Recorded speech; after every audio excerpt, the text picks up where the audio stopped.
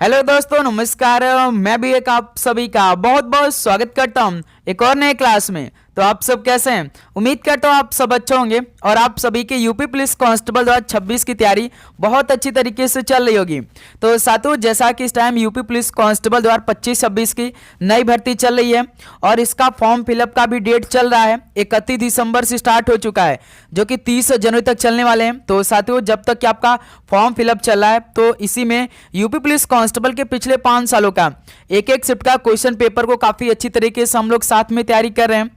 तो साथियों, आज संडे भी हो चुका है और आज 11 जनवरी भी है, यानी आप सभी का आज की इस क्लास में टेस्ट होगा। हमने आपसे कहा था कि आपका क्लास मंडे से लेकर सैटरडे तक चलेगा, लेकिन संडे को आप सभी का टेस्ट होगा। जो अभी तक आपने पूरे 6 दिन में सवालों को पढ़ा है उसी का एक आपका टेस्ट होगा आज की इस क्लास में। लेकिन जो बार बार पूछे गए प्रश्न, वो प्रश्न आज की इस क्लास में डिस्कस करेंगे।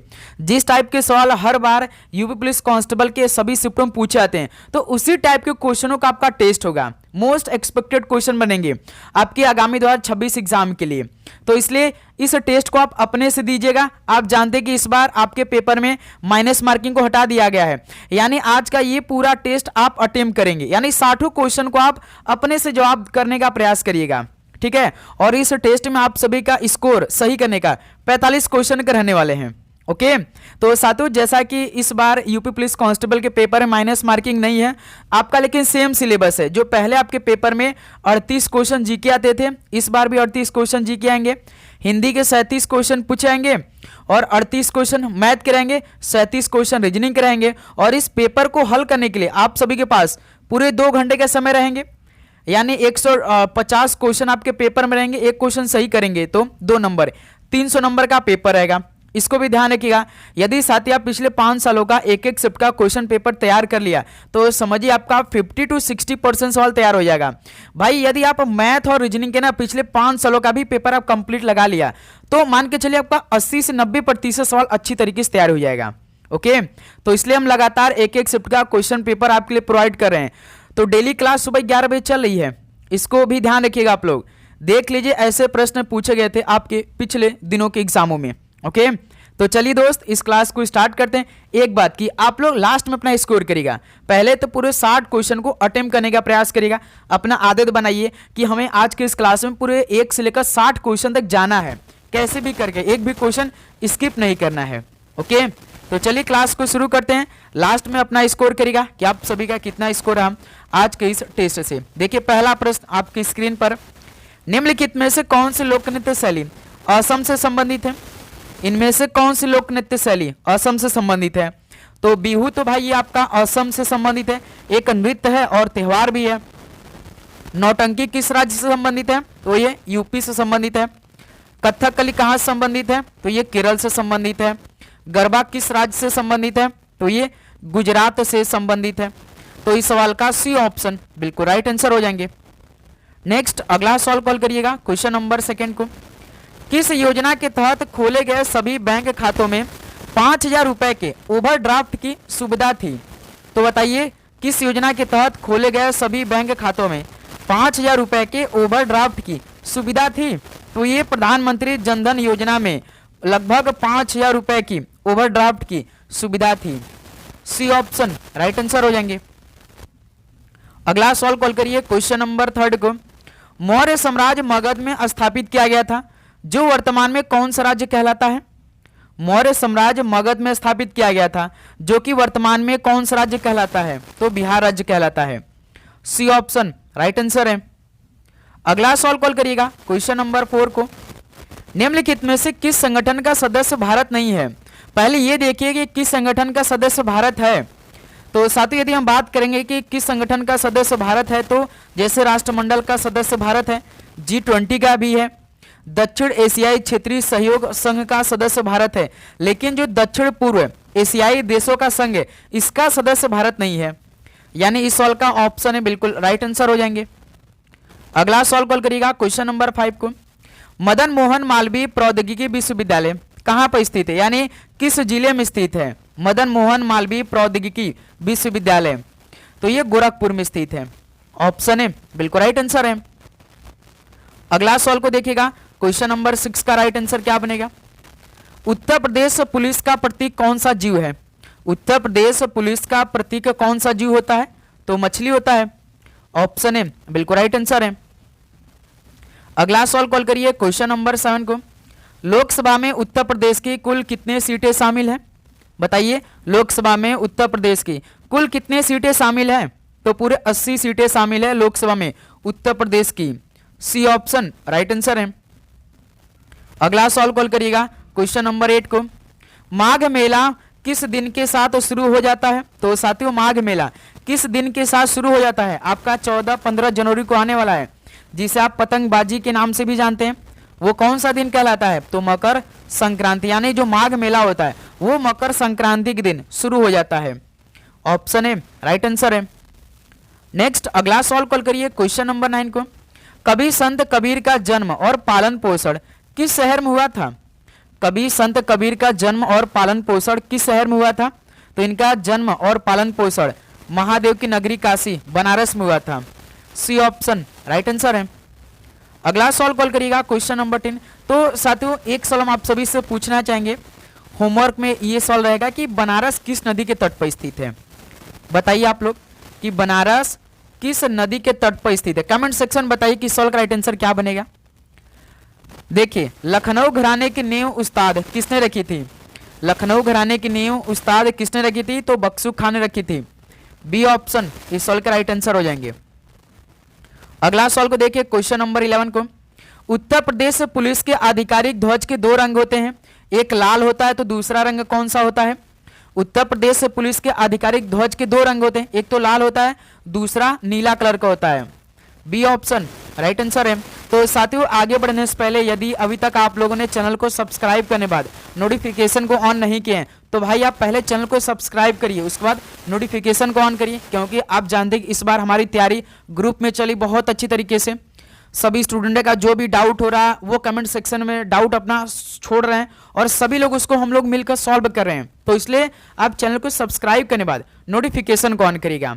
अपनी तैयारी बहुत अच्छी तरीके से रेगुलर हो रही है, बहुत अच्छी तरीके से क्लास भी हो रही है, आप सभी का रिस्पांस भी बहुत अच्छे से आ रहे हैं हर एक क्वेश्चन का, ठीक है। तो इसलिए आपको डेली क्लास करनी है, नोटिफिकेशन आप सभी के पास पहुंचना चाहिए क्लास का। देखिए क्वेश्चन नंबर 12 है, अमीर खुसरो की कविता छाप तिलक सब छीनी किस भाषा में है? अमीर खुसरो की कविता छाप तिलक सब छीनी ये किस भाषा में दिया गया है? तो ये ब्रज भाषा में है।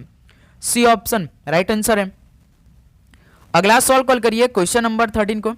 स्वामी राम भद्राचार्य को वर्ष 2015 में किससे सम्मानित किया गया था?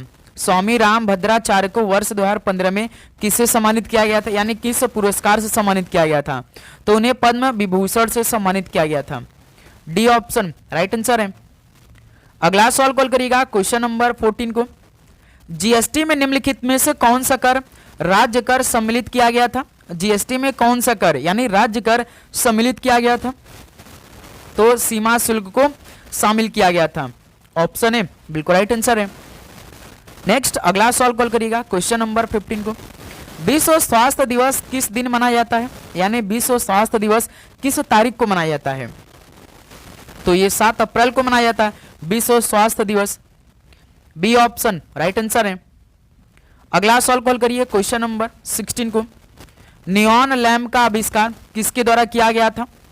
नियॉन लैंप का आविष्कार किसके द्वारा किया गया था बताइए? तो जॉर्जिस क्लाउड के द्वारा किया गया था नियॉन लैंप का आविष्कार। ऑप्शन ए बिल्कुल राइट आंसर है। अगला सवाल कॉल करिएगा क्वेश्चन नंबर 17 को। अंडमान और निकोबार द्वीप पर इंदिरा पॉइंट निम्नलिखित में से किस देश के सबसे करीब है? अंडमान और निकोबार द्वीप पर इंदिरा पॉइंट किस देश के सबसे करीब में है? तो भाई इंडोनेशिया देश के सबसे करीब में है। सी ऑप्शन राइट आंसर है। अगला सवाल कॉल करिएगा क्वेश्चन नंबर 18 को। ब्यूनस आयर्स किस देश की राजधानी है? आप सभी से इस बार कम से कम 4 से 5 सवाल तो राजधानी से सवाल पूछा जाएगा। वर्तमान में कौन क्या है, यानी किस राज्य के सीएम है, इस राज्य के गवर्नर कौन है, इस तरह के कम से कम मान के चलिए कि 4 से 5 नंबर के सवाल आपके पेपर में पूछे जाएंगे, जो कि सबसे आसान रहने वाले हैं। तो इसीलिए आप अभी से तैयारी करना स्टार्ट कर दीजिएगा, ठीक है। वैसे पेपर से 10 दिन पहले वर्तमान में कौन क्या, जितने भी करंट में क्वेश्चन बनेंगे सारा हम क्वेश्चन करवाने वाले हैं, ओके। लेकिन आप देखते रहिएगा। ब्यूनस आयर्स किस देश की राजधानी है? बताएंगे तो ये अर्जेंटीना देश की राजधानी है। सी ऑप्शन राइट आंसर है। अगला सवाल कॉल करिए क्वेश्चन नंबर 19 को। एक सींग वाले गैंडों की सबसे अधिक जनसंख्या किस उद्यान में पाई जाती है? बताइए, एक सींग वाले गैंडों की सबसे अधिक जनसंख्या कौन से राष्ट्रीय उद्यान में पाई जाती है? तो काजीरंगा राष्ट्रीय उद्यान में पाई जाती है एक सींग वाले गैंडों की सबसे अधिक संख्या। सी ऑप्शन बिल्कुल राइट आंसर है। अगला सवाल कॉल करिएगा क्वेश्चन नंबर 20। इम्फाल किस भारतीय राज्य की राजधानी है? देख सकते हैं आप लोग कि ये सवाल आपके पेपर में आ गया है। इम्फाल किस भारतीय राज्य की राजधानी है? तो ये मणिपुर राज्य की राजधानी है। ऑप्शन है बिल्कुल राइट आंसर। तो कमेंट सेक्शन में बताइए दोस्त, नागालैंड की राजधानी क्या है? बताइए इस सवाल का राइट आंसर क्या होगा? होमवर्क रहेगा, इस सवाल का राइट आंसर आपको बताना है। अगला सवाल को देखिए क्वेश्चन नंबर 21। भारत में निम्नलिखित में से कौन सा शहर कर्क रेखा से सबसे दूर है? भारत में कौन सा शहर कर्क रेखा से सबसे दूर पर है? तो भुवनेश्वर शहर कर्क रेखा से सबसे दूर पर है। डी ऑप्शन राइट आंसर है। अगला सवाल कॉल करिए क्वेश्चन नंबर 22 को। निम्नलिखित में से किस राज्य में हॉर्नबिल महोत्सव मनाया जाता है? इसे त्योहारों का त्योहार भी बोलते हैं। 1 दिसंबर को स्टार्ट होता है, 10 दिसंबर तक चलता है, यानी इसे 10 दिनों का त्योहार भी बोलते हैं। हॉर्नबिल महोत्सव ये आपका नागालैंड राज्य में मनाया जाता है। ऑप्शन ए राइट आंसर हो जाएंगे। ओके, तो साथियों आप पूरे 60 क्वेश्चन को अटेम्प्ट करने का प्रयास करिएगा, चाहे आपका क्वेश्चन का आंसर गलत हो चाहे सही हो, क्योंकि माइनस मार्किंग हटा दिया गया है। इससे आपकी तैयारी खुद मालूम होगी, प्लस आपकी तैयारी और भी अच्छी होगी। इसलिए सभी क्वेश्चन का जवाब करने का प्रयास करिएगा खुद से। गठन के बाद आजाद हिंद फौज किस क्षेत्र में ब्रिटिश भारतीय सेना के खिलाफ कार्रवाई में चला गया था? तो बताइए, गठन के बाद जो आजाद हिंद फौज था वो किस क्षेत्र में ब्रिटिश भारतीय सेना के खिलाफ कार्रवाई में चला गया था? तो ये इम्फाल कोहिमा क्षेत्र में चला गया था। डी ऑप्शन राइट आंसर हो जाएंगे। अगला सवाल कॉल करिएगा क्वेश्चन नंबर 24 को। महाराष्ट्र के पोला त्योहार में किस जानवर की पूजा की जाती है? महाराष्ट्र के पोला त्योहार में किस जानवर की पूजा की जाती है? तो बैल की पूजा की जाती है जो महाराष्ट्र के पोला त्योहार में। बी ऑप्शन राइट आंसर है। अगला सवाल कॉल करिएगा क्वेश्चन नंबर 25 को। भारतीय संविधान किसको भारत का महान्यायवादी नियुक्त करने का अधिकार देता है? बताइए, भारतीय संविधान किसको भारत का महान्यायवादी नियुक्त करने का अधिकार देता है? तो राष्ट्रपति को अधिकार देता है भारत का महान्यायवादी नियुक्त करने का। बी ऑप्शन राइट आंसर है। अगला सवाल कॉल करिएगा क्वेश्चन नंबर 26। भारत का मूल संविधान किसके द्वारा हस्तलिखित किया गया था? भारत का मूल संविधान किसके द्वारा हस्तलिखित किया गया था? बताइए सवाल का राइट आंसर बनेगा कौन सा ऑप्शन? तो प्रेम बिहारी नारायण रायजादा द्वारा हस्तलिखित किया गया था भारत का मूल संविधान। सी ऑप्शन राइट आंसर है। अगला सवाल कॉल करिएगा क्वेश्चन नंबर 27 को। जब महात्मा गांधी को दक्षिण अफ्रीका में एक ट्रेन से धक्का देकर बाहर फेंक दिया गया था तब उस समय कहां की यात्रा कर रहे थे? तो साथियों, जब महात्मा गांधी को दक्षिण अफ्रीका में एक ट्रेन से धक्का देकर बाहर फेंक दिया गया था तो उस समय जो महात्मा गांधी जी थे वो कहां की यात्रा कर रहे थे? बताइए। तो वो प्रिटोरिया की यात्रा कर रहे थे। ऑप्शन है बिल्कुल राइट आंसर है। अगला सवाल कॉल करिएगा क्वेश्चन नंबर 28 को। मुगल सम्राट जहांगीर ने शालीमार बाग का निर्माण किस शहर में किया था? बताइए, मुगल सम्राट जहांगीर ने शालीमार बाग का निर्माण कहां पर किया था? तो ये कश्मीर में किया था। डी ऑप्शन राइट आंसर है। नेक्स्ट अगला सवाल कॉल करिए क्वेश्चन नंबर 29 को। निम्नलिखित में से कौन भारत का सबसे पुराना सार्वजनिक क्षेत्र का बैंक है? भारत का सबसे पुराना सार्वजनिक क्षेत्र का बैंक कौन सा है? इलाहाबाद बैंक है।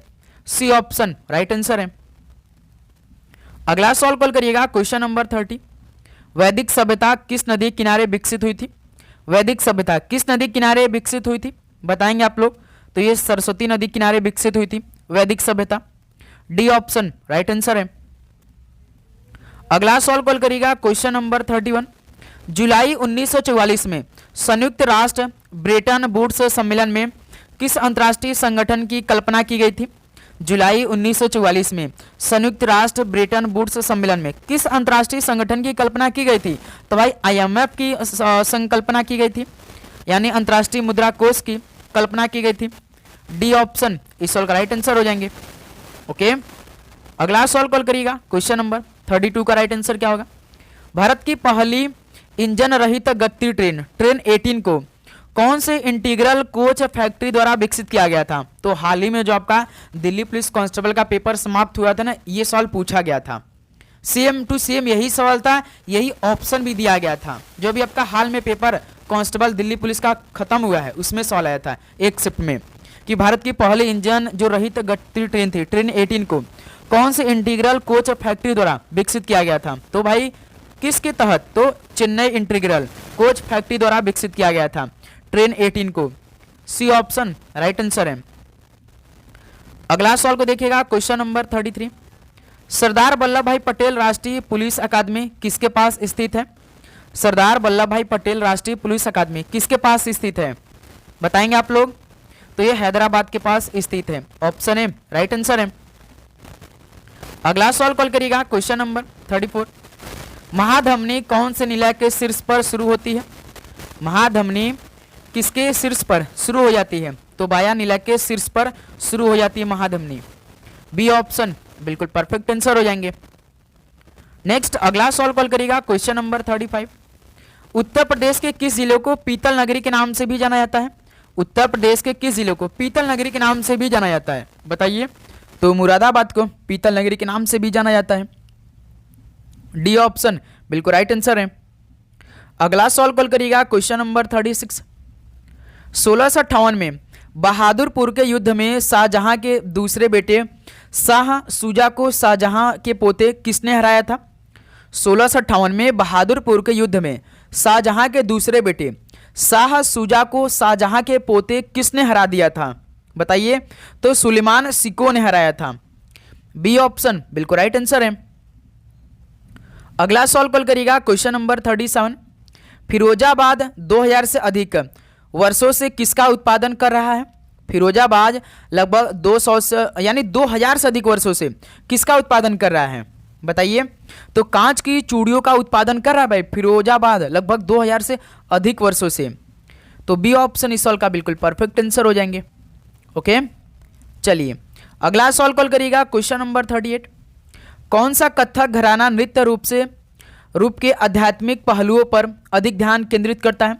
कौन सा कथक घराना नृत्य रूप के आध्यात्मिक पहलुओं पर अधिक ध्यान केंद्रित करता है? बताइए। तो लखनऊ घराना है। सी ऑप्शन बिल्कुल राइट आंसर है। अगला सवाल कॉल करिए, क्वेश्चन नंबर 39। हिंदू कथा के अनुसार रामायण महाकाव्य के दिव्य राजा राम किसने राजधानी अयोध्या में शासन किया था? बताइए। हिंदू कथा के अनुसार रामायण महाकाव्य के दिव्य राजा राम किसने राजधानी अयोध्या में शासन किया था? बताइए। किसने शासन किया था अयोध्या में? तो कौशल ने किया था। डी ऑप्शन बिल्कुल राइट आंसर हो जाएंगे। अगला सवाल कॉल करिएगा, क्वेश्चन नंबर 40। किस भारतीय ने अर्थशास्त्र में नोबेल मेमोरियल पुरस्कार जीता है? किस भारतीय ने अर्थशास्त्र में नोबेल मेमोरियल पुरस्कार जीता है? तो अमर्त्य सेन ने जीता है। बी ऑप्शन बिल्कुल राइट आंसर है। ओके, चलिए अगला सवाल कॉल करिए। तो क्वेश्चन नंबर 41। भारतीय मुक्केबाज MC मैरी कॉम द्वारा लिखित आत्मकथा का शीर्षक क्या है? बताइए। भारतीय मुक्केबाज जो हैं MC मैरी कॉम, ये मणिपुर राज्य से बिलोंग करती हैं, ठीक है। तो इनके द्वारा लिखित आत्मकथा का शीर्षक क्या है? जैसे प्लेइंग टू विन, ये तो साइना नेहवाल की है, आप सभी को याद होगा, साइना नेहवाल की शीर्षक का बुक का है प्लेइंग टू विन। अनब्रेकेबल किसका है? तो इन्हीं का है, यानी मैरी कॉम का है। बी ऑप्शन बिल्कुल राइट आंसर हो जाएंगे। उसके बाद नो होल्डिंग बैक किसका है? माइकल होल्डिंग का है। जो माइकल होल्डिंग था ना भाई, ये वेस्ट इंडीज का एक क्रिकेट खिलाड़ी था जो कि काफ़ी खतरनाक गेंदबाजी करता था। इम्परफेक्ट किसका है? जो संजय मांजरेकर है, जो इस टाइम कमेंटेटरी करते हैं मैच का, संजय मांजरेकर की है, ठीक है। इम्परफेक्ट तो साइना नेहवाल की कौन सा है भाई? प्लेइंग टू विन है। अनब्रेकेबल किसकी है? MC मैरी कॉम का। तो इस सवाल का बी ऑप्शन राइट आंसर है। अगला सवाल कॉल करिएगा, क्वेश्चन नंबर 42। चित्रकूट जलप्रपात भारत के किस राज्य में स्थित है? चित्रकूट जलप्रपात भारत के किस राज्य में स्थित है? तो ये छत्तीसगढ़ राज्य में स्थित है। सी ऑप्शन राइट आंसर है। अगला सवाल कॉल करिएगा, क्वेश्चन नंबर 43। वेनेजुएला की राजधानी कौन सी है? वेनेजुएला की राजधानी कौन सी है? तो कराकस है। डी ऑप्शन राइट आंसर है। ओके, चलिए अगला सवाल कॉल करिएगा, क्वेश्चन नंबर 44 को। भारत में निम्नलिखित में से किस रेडियोधर्मी धातु का विश्व का सबसे बड़ा भंडार है? भारत में किस रेडियोधर्मी धातु का विश्व का सबसे बड़ा भंडार है? तो थोरियम का सबसे बड़ा भंडार है। डी ऑप्शन राइट आंसर है। अगला सवाल कॉल करिए क्वेश्चन नंबर 45। ऑस्ट्रेलिया के एकमात्र द्वीप राज्य का नाम बताइए। ऑस्ट्रेलिया के एकमात्र द्वीप राज्य का नाम बताना है, कौन सा है? तो तस्मानिया है। सी ऑप्शन राइट आंसर है। अगला सवाल कॉल करिएगा क्वेश्चन नंबर 46। निम्नलिखित में से कौन सा शहर गोदावरी नदी के तट पर स्थित नहीं है? तो साथियों इनमें से कौन सा शहर गोदावरी नदी के तट पर स्थित नहीं है? बताइए सवाल का राइट आंसर क्या बनेगा, परफेक्ट आंसर। तो साथियों जैसे नासिक ये गोदावरी नदी के तट पर स्थित है, औरंगाबाद ये भी गोदावरी नदी के तट पर स्थित है, निजामाबाद ये भी आपका गोदावरी नदी के तट पर स्थित है। लेकिन जो नौसारी है, नौसारी ये आपका पुरुड़ा नदी के तट पर स्थित है। किस नदी के तट पर? पुरुड़ा नदी के तट पर स्थित है। ध्यान रखिएगा नौसारी। तो यही क्या हो जाएगा, बी ऑप्शन बिल्कुल राइट आंसर हो जाएंगे। अगला सवाल कॉल करिए क्वेश्चन नंबर 47। नीलम संजीव रेड्डी के कार्यकाल के बाद भारत के राष्ट्रपति कौन बने थे? तो साथियों नीलम जो संजीव रेड्डी थे ये राष्ट्रपति थे भाई 1982 से लेकर 1987 तक। वो भी पहले सिख थे भाई। यदि आप सभी सवाल पूछ दिया कि भारत के ऐसे पहले सिख राष्ट्रपति कौन थे, तो ध्यान रखिएगा नीलम संजीव रेड्डी ही थे। तो इनके कार्यकाल के बाद भारत के अगला राष्ट्रपति का नियुक्ति किसे किया गया था? तो ज्ञानी जैल सिंह को किया गया था। ठीक है, सी ऑप्शन राइट आंसर है। अगला सवाल कॉल करिएगा क्वेश्चन नंबर 48। किस राज्य की महिलाओं द्वारा पहनी जाने वाली पारंपरिक पोशाक को मेखला चादर कहा जाता है? बताइए किस राज्य की महिलाओं द्वारा पहनी जाने वाली पारंपरिक पोशाक को मेखला चादर कहा जाता है? तो असम की महिलाओं द्वारा पहनी जाने वाली जो पारंपरिक पोशाक है मेखला चादर के नाम से जाना जाता है। डी ऑप्शन राइट आंसर है। अगला सवाल कॉल करिए क्वेश्चन नंबर 49। रविन्द्रनाथ टैगोर ने निम्नलिखित में से किस देश का राष्ट्रीय गान लिखा था? रविन्द्रनाथ टैगोर जी ने किस देश का राष्ट्रीय गान लिखा? तो बांग्लादेश का। तो अब बताइए दोस्त कि भारत देश का जो राष्ट्रीय गान है जनगण मन, तो ये किसने लिखा था? भारत का जो राष्ट्रीय गान है, ठीक है, बताइए तो भाई किसने लिखा है भारत के राष्ट्रीय गान को? कमेंट सेक्शन बताइए। ये भी सवाल आपके लिए होमवर्क रहेगा। ये 1 नंबर आपको दे सकते हैं आपके पेपर में। ओके, देखिए क्वेश्चन नंबर 50। एक छंद में कितने चरण होते हैं? एक छंद में कितने चरण होते हैं बताइएगा? तो 4 चरण होते हैं भाई एक छंद में। ऑप्शन ए राइट आंसर है। अगला सवाल कॉल करिए क्वेश्चन नंबर 51। रस का संबंध किस धातु से माना जाता है? रस का संबंध किस धातु से माना जाता है? तो श्री से माना जाता है, श्री से। ऑप्शन यहां से बिल्कुल राइट आंसर हो जाएंगे। ओके, चलिए अगला सवाल कॉल करिएगा क्वेश्चन नंबर 52। इनमें से किस चिन्ह का अर्थ है आधा रुकना? तो बताइए इनमें से किस चिन्ह का अर्थ है आधा रुकना? जैसे पहला ऑप्शन आपका दिया है, इसको कौन सा विराम कहते हैं भाई? अल्प विराम कहते हैं। ठीक है, और जो ये आपका एक बिंदु नीचे ऐसे थोड़ा सा ऐसे रहता है, इसको क्या बोलते हैं? इसी को आधा रुकना कहते हैं।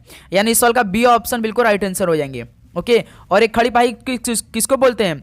पूर्ण विराम को बोलते हैं भाई, है ना। यानी इसको कौन सा बोधक बोलते हैं? विस्मयादि बोधक बोलते हैं, विस्मयादि बोधक बोलते हैं। ठीक है, इसको भी आप ध्यान रखिएगा। तो इस सवाल का बी ऑप्शन आपका राइट आंसर बन रहे हैं। ओके, चलिए अगला सवाल कॉल करिए क्वेश्चन नंबर 53। निम्नलिखित प्रश्न में 4 विकल्प दिए गए हैं, जिनमें से एक शब्द दिए गए अनेकार्थी शब्द का एक अर्थ है। उस शब्द को चुनिए। अरुण का बताइए क्या होगा? 4 विकल्प दिए गए हैं, जिनमें से एक शब्द दिए गए अनेकार्थी शब्द का एक अर्थ बताना है, तो उस शब्द को चुनिए। अरुण का मतलब क्या होता है भाई? तो सूर्य हो जाएगा। ऑप्शन ए बिल्कुल राइट आंसर है। अगला सवाल कॉल करिएगा क्वेश्चन नंबर 54 को। निम्नलिखित प्रश्न में 4 विकल्पों में से अधिकरण कारक की विभक्ति पहचानिए। इन 4 विकल्पों में से अधिकरण कारक की विभक्ति पहचाना है, तो कौन सा है? तो में है और एक पर है।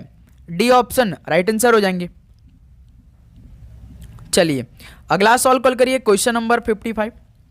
4 विकल्पों में से उस सही विकल्प का चयन करें जो बताता है कि कौन सा पुरुषवाचक सर्वनाम का भेद नहीं है। तो बताइए दोस्त, कौन सा पुरुषवाचक सर्वनाम का भेद नहीं है? जैसे अन्य पुरुष है, मध्यम पुरुष है, उत्तम पुरुष, लेकिन अति उत्तम पुरुष नहीं है भाई। तो यही क्या हो जाएगा, सी ऑप्शन राइट आंसर हो जाएंगे। अगला सॉल्व कॉल करिए क्वेश्चन नंबर 56। नीचे दिए गए शब्द का सही बहुवचन रूप वाला विकल्प पहचानिए। नेता का बहुवचन क्या होगा, तो भाई नेता का नेता ही होता है, ध्यान रखिएगा। तो डी ऑप्शन इस सॉल्व का राइट आंसर हो जाएंगे। ओके, चलिए अगला सॉल्व कॉल करिए क्वेश्चन नंबर 57 को। नीचे दिए गए शब्द का सही बहुवचन रूप वाला विकल्प पहचानिए। ऋतु का बहुवचन क्या होगा, ऋतु का बहुवचन क्या बनेगा, ऋतुएं होगा भाई। ऑप्शन इस सॉल्व का बिल्कुल राइट आंसर हो जाएंगे। मात्रा आप ध्यान रखिएगा, उस पर आपका मात्रा पर चंद्र बिंदु का लगा है, ठीक है। अगला सॉल्व कॉल करिएगा क्वेश्चन नंबर 58 का राइट आंसर क्या बनेगा। स्वर रहित व्यंजन जब स्वर सहित व्यंजन से मिलता है तब क्या कहलाता है। तो साथियों स्वर रहित व्यंजन जब स्वर सहित व्यंजन से मिलता है तब क्या कहलाता है, तो उसे हम क्या बोलते हैं, संयुक्ताक्षर बोलते हैं। ऑप्शन ए यहां से संयुक्ताक्षर बिल्कुल परफेक्ट आंसर हो जाएंगे। ओके, चलिए अगला सॉल्व कॉल करिए क्वेश्चन नंबर 59। कौन सा व्यंजन नासिका द्वारा उच्चारित होते हैं, इनमें से कौन सा व्यंजन नासिका द्वारा उत्पन्न होते हैं, बताइए। तो भाई अड़ जो होते हैं, ये कौन से व्यंजन नासिका द्वारा उच्चारित होते हैं, तो अड़। ऑप्शन यहाँ से बिल्कुल राइट आंसर हो जाएंगे। चलिए दोस्तों आज टेस्ट का आखिरी सवाल का राइट आंसर दीजिए। तुलसीदास जी द्वारा रचित प्रसिद्ध महाकाव्य का नाम क्या है। तुलसीदास जी द्वारा रचित प्रसिद्ध महाकाव्य का नाम क्या था, बताइएगा। तो रामचरितमानस था। तो इस सवाल का बी ऑप्शन राइट आंसर हो जाएंगे। तो साथियों ये आपका पूरे 60 क्वेश्चन कंप्लीट हो गया। तो बताइए आज के इस टेस्ट से आप सभी का कितना स्कोर रहा। क्या जो मैंने आप सभी को 45 क्वेश्चन टारगेट दिया था आपने सही किया, बताइएगा। तो साथियों सबसे पहले आप सभी को सॉरी, कुछ क्वेश्चन मुझसे भी मिस्टेक हुआ है, उसके लिए तहे दिल से सॉरी। लेकिन अपने तरफ से पूरा मेहनत होगा भाई, हर एक टाइप के क्वेश्चन हम आपको करवाएंगे। थोड़ा सा देखिए क्लास में हम हर एक क्वेश्चन को जल्दी देखने का प्रयास करते हैं, क्योंकि आप जानते हैं कि टारगेट हमने बनाया कि 30 जनवरी तक पूरे 5 साल का पेपर कंप्लीट करना है। बहुत सारे शिफ्ट का पेपर अभी बाकी है। ये आपका क्लास लगभग 9 से 10वां क्लास ही कंप्लीट हुआ है। ओके, तो साथ ही आप सभी से रिक्वेस्ट करेंगे आप मैनेज किया कीजिएगा, लेकिन हर एक क्वेश्चन का जवाब देने का प्रयास करिएगा और सारे क्वेश्चन को अटेम्प्ट भी करने का प्रयास करिएगा। क्लास को बीच में स्किप मत किया करिए, पूरा क्लास को देखा कीजिए। ओके, इससे आपकी तैयारी के लिए ही हम कहते हैं भाई, आपके अच्छे स्कोर के लिए ही कहते हैं हम। ओके, तो चलिए दोस्त इस क्लास को यहीं पर समाप्त करते हैं, और आप चैनल पे नए हैं तो सब्सक्राइब करके नोटिफिकेशन को भी ऑन कर लेंगे। ओके, और भी कोई भी डाउट है तो कमेंट सेक्शन में जरूर बताइएगा। यदि अभी तक आप लोगों ने फॉर्म अप्लाई नहीं किया तो फॉर्म भी अप्लाई कर दीजिएगा। ओके, तो चलिए दोस्त इस क्लास को यहीं पर समाप्त करते हैं, मिलते हैं एक और नए क्लास में। तो आप सभी को जय हिंद जय भारत, पढ़ाई करते रहिए, ऑल द वेरी बेस्ट, धन्यवाद।